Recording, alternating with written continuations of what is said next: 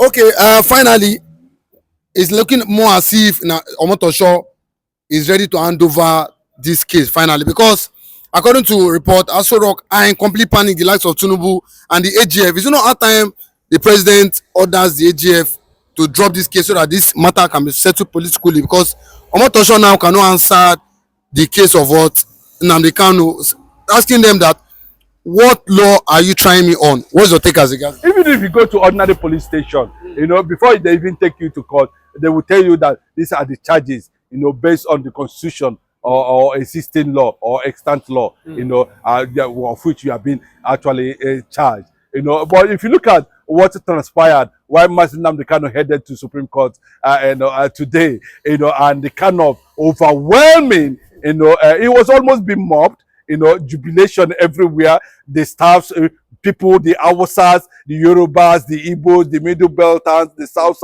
all of them, we are just there, celebrating the presence of the IPOB leader himself. So he sends a certain signal. What happened in Supreme Court sent a certain signal about that man, Nnamdi Kanu, and his resilient, spirit, his courage to confront wickedness and criminality, and to get the global world attention. Nnamdi Kanu, yes, no matter how you look at it, is the reason why American government is about to, invade Nigeria if they are not currently on ground. But I can tell you, their surveillance. The surveillance is ongoing. The American intelligence is already here. And a lot of things is happening. It was being reported a few months ago that the Israeli Mossad are also, in Nigeria. All these things are intelligent, and all of them are into covert operations. But that's the fact. You must understand. So the best thing now, as we are seeing, the presidency and the AGF are looking at how they are going to, navigate the issue of Nnamdi Kanu's case, and that has brought tension and panic on the presiding judge, James Omotosho, who is being rumored and reportedly that he's likely going to rescue himself from this trial before 20th of this month. He's going to say, I cannot be able to handle this matter again because of the complex nature of the matter, and for the fact that whether he's going to indoctrinate the doctrine of necessity in law, and whether he's going to invoke his own personal law, whether he's going to invoke his own emotional law, whether he's going to invoke Songo, whether he's going to invoke a traditional law, whatever he's going to invoke, Nnamdi Kanu is saying, show me where it is written constitutionally, of which basis you want to try me, and I will open my defense right here in just no time. So sensing that there might be some level of manipulation, because I want to show you're seeing as the presiding judge is planted there. It looks as if the man is not independent enough. It looks as the man is not courageous enough. It looks like the man is acting a script. It looks like the man, is under the influence of those who want to see Nnamdi Kanu jailed outside the law. It looks like somebody who is not going to, do according to what the law says and the Constitution of Nigeria, said about the issue that has to do with felony, self-determination, and terrorism, which Nnamdi Kanu has never been proved to be indicted in any way, either by the Supreme Court or whatever. What the Supreme Court said in that regard is that, the rendition is illegal, and that does not mean that the trial of Nnamdi Kanu cannot continue. So returning it back to appeal court, what the appeal court is supposed to do, is look at the matter judiciously and strike it out, because there's no case that binds Nnamdi Kanu to the charges they are bringing up currently now. So sensing that there might be some level of manipulation, he quickly approached the Supreme Court now, and that's where we are seeing more global Nigerians are showing massive solidarity for Nnamdi Kanu. Unfortunately, would Nigerian government ever learn their lesson this time around? Because if Nnamdi Kanu, if there's some Omotosho ever try to go against what the law says, it might attract global forces. It might attract international community. It might attract questioning, and this might lead to serious consequences on the Nigerian side. Let me just tell you very clearly: salvation came through one man, and sin came through one man. Disintegration, even the independence of Nigeria, came through one man. Disintegration of Nigeria can equally come through one man. So there's nothing new that we are seeing now, that is not that has never happened before. Mazi Nnamdi Kanu is on the verge of creating history this time around, without any gun, without any weapon. What he's saying is that can the law take its course. After all, the United Nations Charter allows for the agitation for self-determination,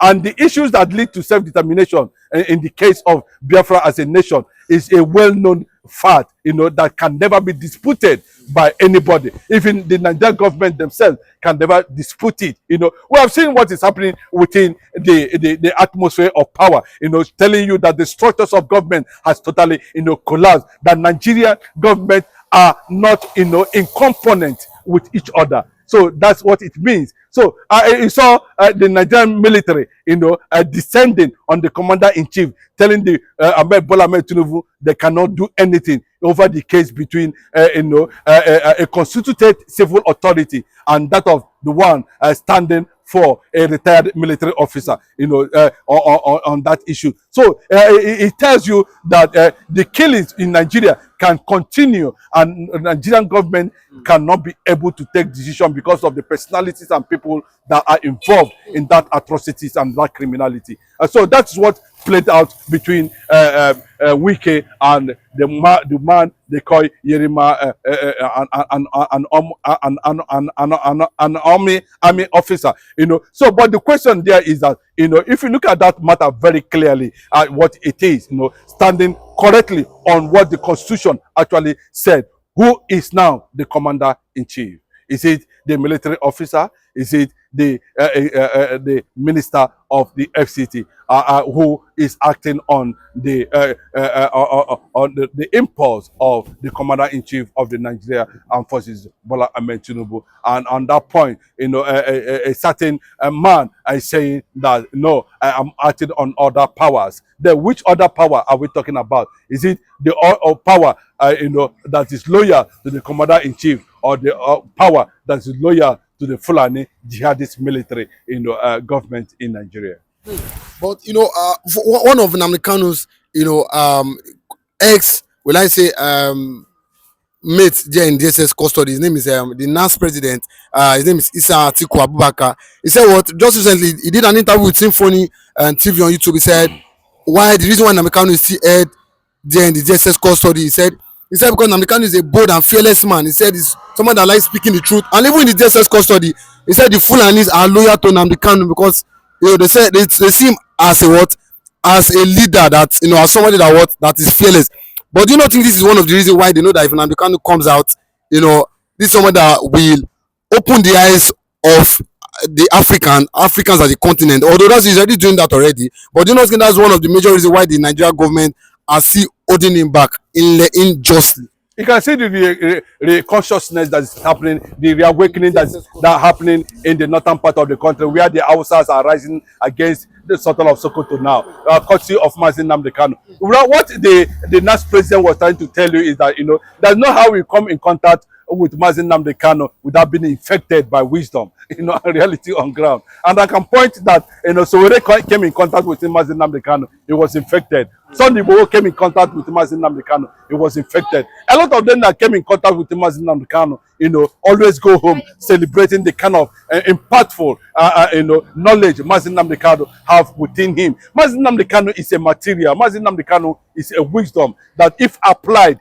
in any aspect of life, as far as Nigeria is concerned, Nigerians will celebrate it. So, unfortunately, Nigeria does not recognize such people, and that is what is actually playing out currently now. So, there's no two ways about it. They have told you that Mazi Nnamdi Kanu is an icon, and you can see the bravery, the contagious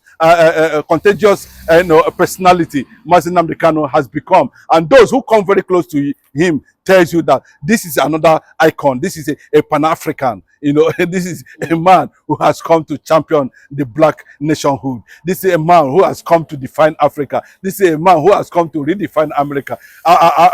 This is a man who have lifted the dying spirit of every black man in the continent of Africa. But within the likes of Malami, Burtai, and Yanko, they are currently on the run because presently it's as if they might face the ICC because the International Amnesty have come out to speak against the illegal kidnap of Nnamdi Kanu from Kenya down to Nigeria, and the people that have been mentioned here are the likes of Malami, Burtai, and Bintanyako for illegally trying Nnamdi Kanu. But do you think that the ICC have what it takes to prosecute these persons? Mazin Nnamdi Kanu is a higher reality, acknowledged by the Interpol, International Police Organization, who condemned that illegality in Kenya. And the William Ruto himself has also taken it upon himself to get the ICC attention. And all these things have been is playing out gradually on the ground, which a lot of people might not know.